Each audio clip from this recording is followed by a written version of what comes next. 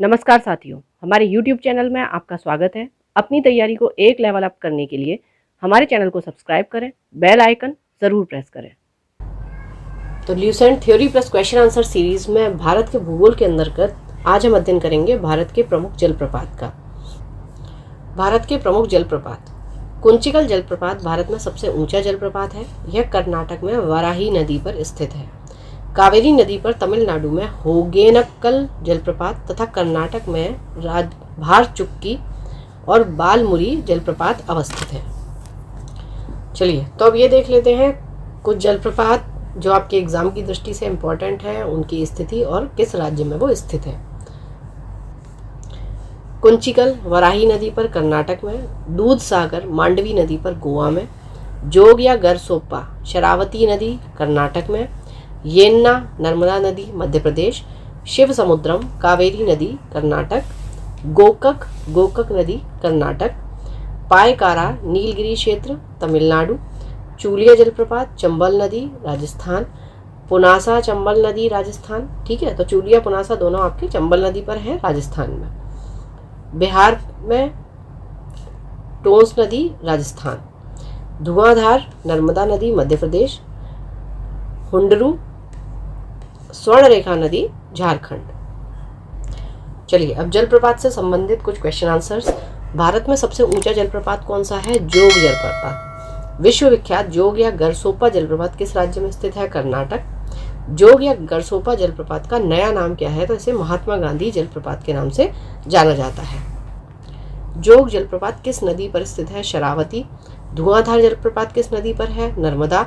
कपिलधारा जलप्रपात किस नदी पर स्थित है? नर्मदा। ठीक है, तो धुआंधार कपिलधारा नदी नर्मदा नदी पर। शिव समुद्रम जलप्रपात किस नदी पर है? कावेरी नदी पर। गोकक जलप्रपात किस नदी पर है? गोकक। और गोकक है कहाँ पर, किस राज्य में स्थित है? तो ये हो गया आपका कर्नाटक में। उसी तरीके से हुंडरू जलप्रपात स्वर्णरेखा नदी झारखंड में। भारत में किस जलप्रपात को लोकप्रिय रूप में नियाग्रा जलप्रपात के तौर पर जाना जाता है? तो ये है चित्रकूट जलप्रपात। ठीक, और देखिए अगर नियाग्रा जलप्रपात की बात करेंगे तो ये कहाँ पर है? ये आपका है यूएसए और कनाडा के बॉर्डर पर। ठीक है, सूची 1 को 2 से सम्मिलित करना है। एक तरफ जलप्रपात या वाटरफॉल है और एक तरफ नदियां हैं कि कौन सा किस नदी पर है। जोग जलप्रपात आपका शरावती नदी पर है, शिव समुद्रम कावेरी नदी पर, धुआंधार नर्मदा पर और गोकक नदी पर ही है। ठीक है, तो 1 2 3 4 इसका सीक्वेंस है। एशिया का सबसे बड़ा जलप्रपात हुंडरू किस जगह के पास बनाया गया है? ये रांची। महात्मा गांधी जल विद्युत उत्पादक प्लांट कहाँ पर है? ये जोग जलप्रपात पे, जिसे गरसोप्पा के नाम से भी जानते हैं, शरावती नदी में है कर्नाटक में। गोकक प्रपात किस जिले में स्थित है? तो ये बेलगांव जिले में स्थित है। ठीक है, किस नदी पर है? गोकक नदी पर है। किस राज्य में है? कर्नाटक में।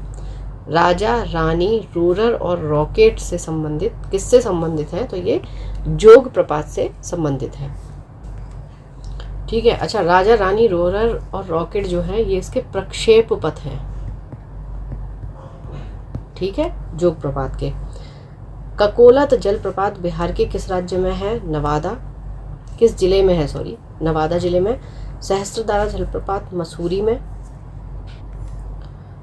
अच्छा देखिए, सहस्त्रधारा जलप्रपात अगर हम बात करेंगे तो मसूरी से लगभग 23.5 किलोमीटर दूर है और देहरादून से 13 किलोमीटर दूर के करीब दूर है, 13 या 14। तो इस तरीके से अगर देखना चाहिए तो ये देहरादून से ज़्यादा पास है। ठीक है, नीलगिरी के पर्वतीय क्षेत्र में कौन सा जलप्रपात स्थित है? तो यह है पायकारा।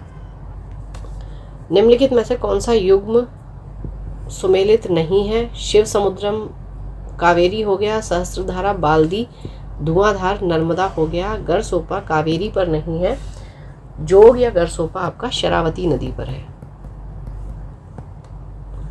कौन सा युग्म सुमेलित नहीं है? तो ये आपका जोग कर्नाटक में हो गया, धुआंधार मध्य प्रदेश में हो गया, हुंडरू झारखंड हो गया, पापनाशन हिमाचल प्रदेश में नहीं है। तो ये हैं आपके तमिलनाडु, और इस पापनाशम जलप्रपात को हम अगस्त्यार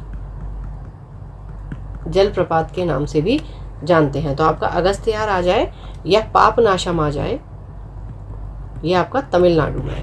ठीक है।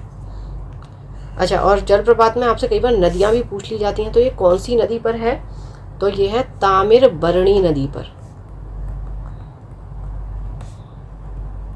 ठीक है। चलिए, इनमें से कौन सा युग्म सुमेलित है? तो देखिए, पहले तो ये कपिलधारा जो जलप्रपात है गोदावरी पर नहीं है, ये नर्मदा नदी पर है। ठीक है, तो ये तो सुमेलित नहीं हुआ। जोग आपका शरावती नदी पर है, शिव समुद्रम कावेरी पर है, तो ये दोनों आपके ठीक हो जाते हैं, बी आपका आंसर हो जाता है। तो ये थे भारत के जलप्रपात। पढ़ते रहिए, बढ़ते रहिए, रिवीजन करते रहिए। Thank you for watching, keep learning, stay with me.